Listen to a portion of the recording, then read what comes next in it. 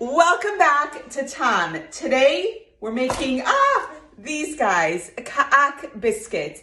Often they're called abadi. Abadi is actually the name brand that makes these in Israel and actually sells them worldwide.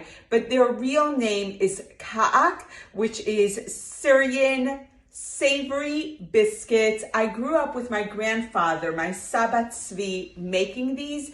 And today is Israeli Memorial Day. And I always think about my Saba who fought in Israeli Independence Day War. It wasn't the day, it was the War of Israeli Independence.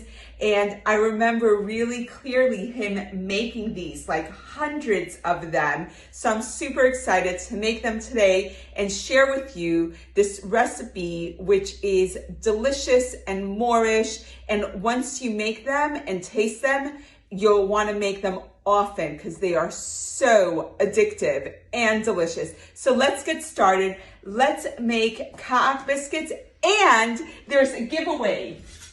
One of these guys, it's a bench scraper. If you don't have one, trust me, it's gonna revolutionize your life. So let's make ka'ak biscuits. Let's give one of these away. So my Saba Tzvi's ka'ak Syrian savory biscuits right now. What I have here is half a kilo, 500 grams of flour, plain flour. I'm gonna make a little bit of a well in the center, and we're gonna add all our ingredients, which is 100 ml of oil, 100 grams of either butter or a vegan alternative going in there as well.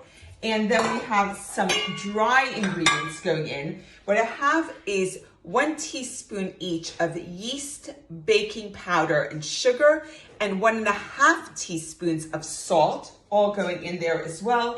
And our last ingredient is 100 ml of water. So all of that is going in, and using my hands, I'm going to mix it all together until I get a dough. So it's a little bit messy, but it's definitely a hands-on, super simple recipe. So just to repeat, we had 500 grams of flour, 100 grams of butter or a vegan alternative, 100 ml of oil, 100 ml of water, and then 1 teaspoon salt, 1 teaspoon baking powder, 1 teaspoon fast action yeast, and 1.5 teaspoons salt. And now we're just gonna mix together until we get this really easy, nice to work with dough.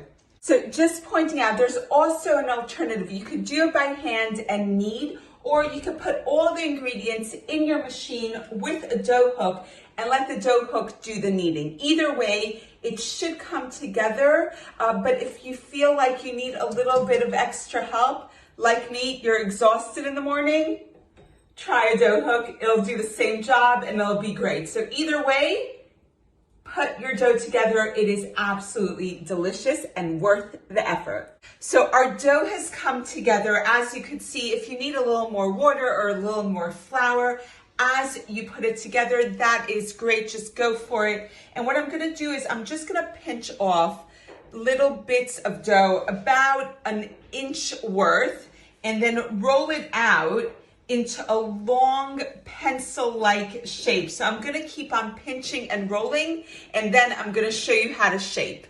Have a look. I've rolled my dough, and now I'm actually subdividing it. I'm using one of my favorite kitchen tools. It's this guy. It's called a bench scraper. Super simple, but it's amazing when you're working with dough and at scraping the bench clean. It's awesome. Get one of these.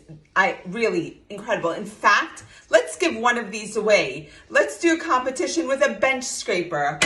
All right, keep on rolling, and I'm gonna portion it out. And with these portions, I'm going to make our ka'ak biscuits. So I have my dough portioned out. I've gotten 26 portions. You'll get anywhere between 25 and 30.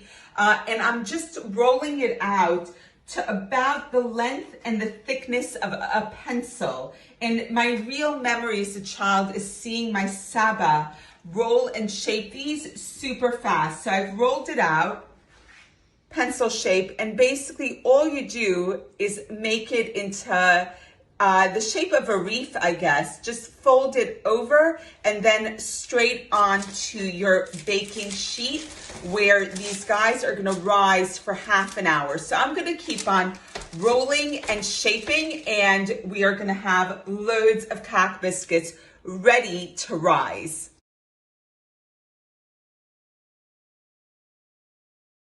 Our 2 trays of cake biscuits are ready. We're gonna let them rise for about half an hour. Good time to heat the oven, and then we're gonna brush them with some egg and sprinkle some toppings. So time to heat the oven, 180 degrees Celsius, 350 Fahrenheit. I've let our cake biscuits rise for about half an hour. I have an egg here which I've beaten. I'm gonna brush the top of each one with a bit of egg, and then we're gonna sprinkle some toppings. So my grandfather used to use sesame seeds, but I prefer using these guys, nigella seeds. In Hebrew, they're called katzaf, and they have this like toasted oniony taste, and they are just absolutely delicious. They look like little black sesame seeds, but they are not black sesame seeds. They are definitely nigella seeds, and there's this really like savory onioniness to it, and these biscuits are already incredibly Moorish. This makes them even more so. So I'm gonna brush them all, sprinkle nigella seeds, and then they're ready for the oven.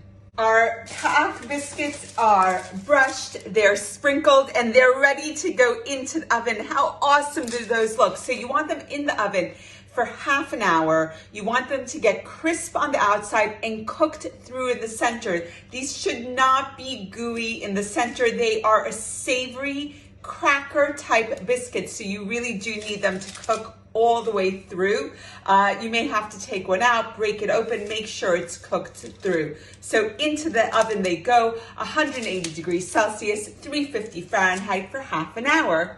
Our cake biscuits are out of the oven and they smell incredible. You do need to let these cool down so they could really crisp up. It's in the texture and in the saltiness that all the Moorishness is like hiding. So you need to let these guys cool down completely and then store them room temperature for a full week. And what a better way to celebrate Israeli Independence Day than with these awesome, amazing cake biscuits. They are insanely delicious. If you've ever bought them, trust me on this. They're so much better homemade. I hope you make them. I hope you have a wonderful way to celebrate Israeli Independence Day. Happy Yom Ha'atzmaut. See y'all soon.